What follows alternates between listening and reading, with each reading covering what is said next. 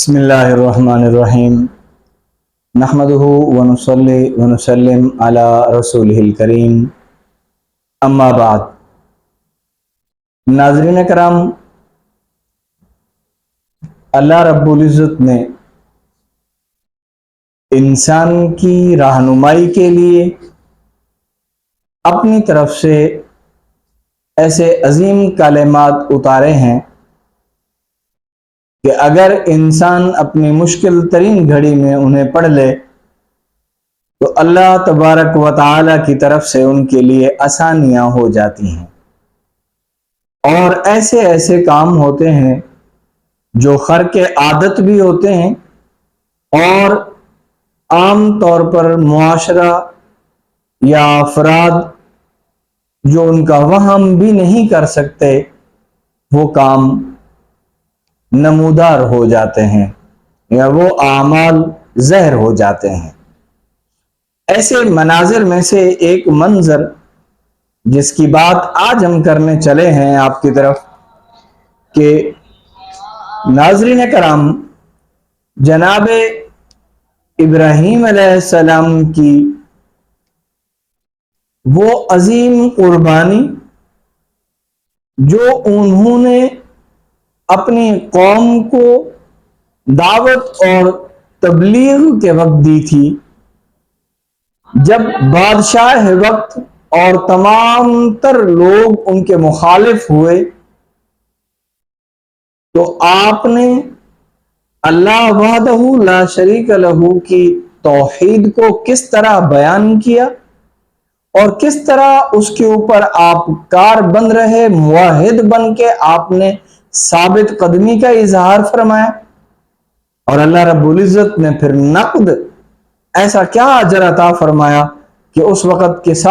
ساری دنیا جو ہے ششدر ہو کر رہ گئی۔ ایسے عظیم الفاظ جن کے پڑھنے سے ابراہیم علیہ السلام کے لیے جلائی گئی آگ گلزار بن گئی۔ آئیے ان الفاظ کو ہم دہراتے ہیں، پڑھتے ہیں، اور ان الفاظ کے پڑھنے سے پہلے ہم یہ ذہن بنا لیں کہ جتنی بھی بڑی مشکل کیوں نہ ہو، جتنی بھی بڑی پریشانی کیوں نہ ہو،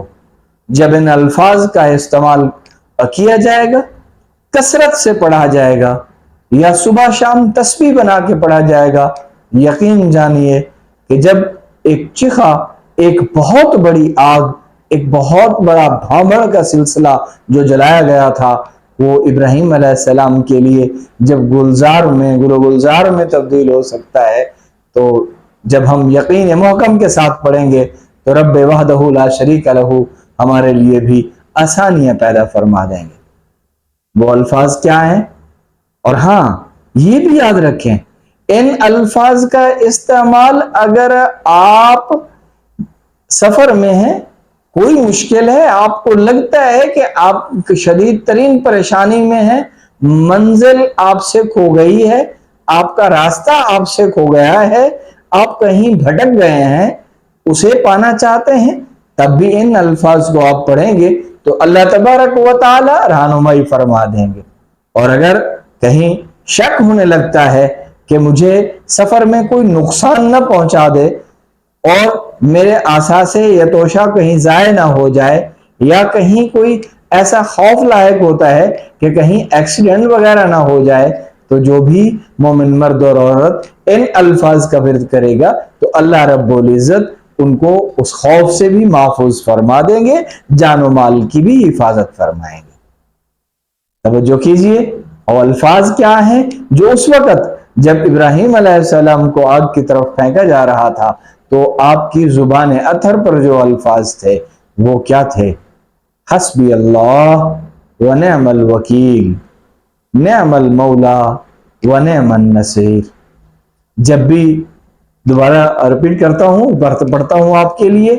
کہ حسبی اللہ ونعم الوکیل، نعم المولا ونعم النصیر۔ ہم میں سے جب کسی کی عادت بن گئی کہ اس کی زبان ان کلمات سے معطر رہے، ہر وقت اس کی زبان پہ یہ ورد رہے، یقین جانیے کاروبار کی الجھن ہے، یقین جانیے مسائل ہیں گھر کے،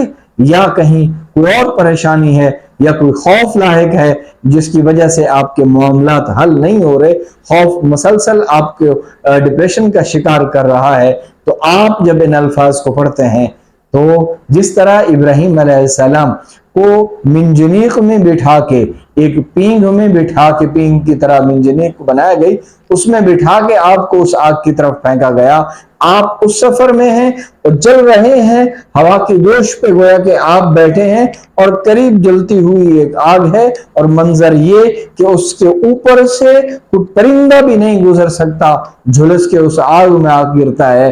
اس آگ کی طرف جا رہے ہیں اور زبان سے یہ کلمات جاری ہیں، حسبی اللہ ونعم الوکیل، میرے لیے میرا اللہ کافی ہے اور وہ بہترین کارساز ہے، نعم المولا، وہ بہترین مولا، ونعم النصیر، بہترین مددگار ہے۔ یہ الفاظ مبارک تھے ابراہیم علیہ السلام کی زبان اطہر پر۔ جیسے آپ وہاں پہنچے تو اللہ تبارک و تعالی نے اس آگ کو گلزار بنا دیا، وہ انگارے جو نیچے جل چکے تھے انہیں پھول بنا دیا۔ اللہ رب العزت مجھے اور آپ حضرات کو ایسے عظیم ترین دعاؤں کو یاد کرنے کی توفیق عطا فرمائے جن سے ہماری روزمرہ کے معاملات جو ہیں بہتر ہو جائیں اور پریشانیوں سے ہماری نجات اور حفاظت ہو جائے۔ وآخر دعوانا ان الحمدللہ رب العالمین۔